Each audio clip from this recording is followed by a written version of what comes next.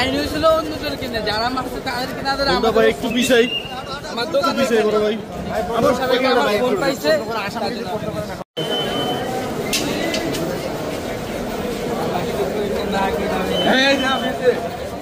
দেখি দেখি আমরা মারামারি করি না ভিডিও তো আমরা কাউকে মারি নাই ভিডিও তো কাহিনী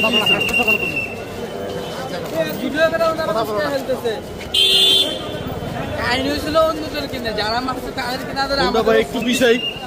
ধন্যবাদ জানাচ্ছি প্রশাসনকে সেই পারভেজ হত্যার খুনিকে ধরার জন্য। প্রিয় দর্শক, পারভেজ হত্যার খুনি ধরা পড়েছে।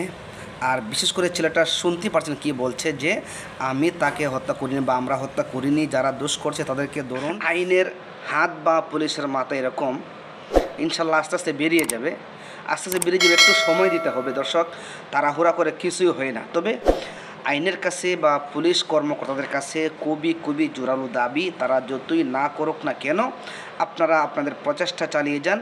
এত সহজে তো স্বীকার করবে না। হ্যাঁ, আপনারা ভালো করে জিজ্ঞাসা করুন, কারণ সেই ঘটনা মানে যা ঘটেছে সেটা আমরা বরদাস্ত করতে পারিনি। দেখেন একটা ছেলে সন্দেহজনকভাবে দুনিয়া থেকে বিদায় হয়ে যাবে। একটা ছেলে হাসি দিবে, একটা হাসির কারণে বিদায় হয়ে যাবে। এখনও কি বাংলাদেশটা মগার মূল্য রয়েছে? এখনই কি বাংলাদেশটা আগের মতোই রয়েছে? তাহলে আমরা এত রক্ত এত কিছু দিয়ে স্বাধীন করলাম কেন? ভাই আজকে আপনার সাথে এরকম হয়েছে, আরেকদিন আপনার সাথে আমার সাথে এরকম যে হবে না তার কে গ্যারান্টি আছে? কাল আপনার সাথে হতে পারে, আপনার ভাইয়ের সাথে হতে পারে, হ্যাঁ, আরেকটা ফ্যামিলির একটা ছেলের সাথে হতে পারে। তো ভাই এই জন্য দেশের প্রশাসন যারা আছেন আপনারা নিরপেক্ষভাবে কাজ করুন। আপনারা আগের সময়কার কথা ভুলে যান, আগের ডর ভয় চিন্তা ভাবনা ভুলে যান। ইনশাল্লাহ শীঘ্রই আমাদের দেশে শান্তির আশা করছি, শান্তির বাতাস আমরা দেখতে পাচ্ছি।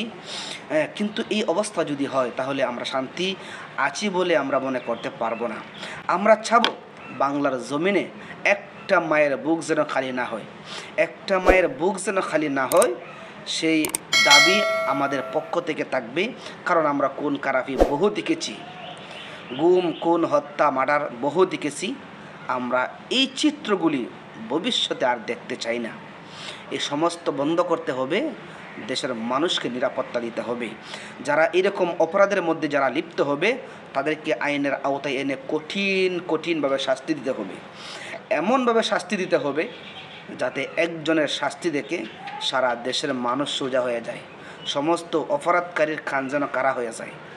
এই জন্য যাদেরকে আটক করা হচ্ছে তাদেরকে ভালো করে জিজ্ঞাসাবাদ করতে হবে।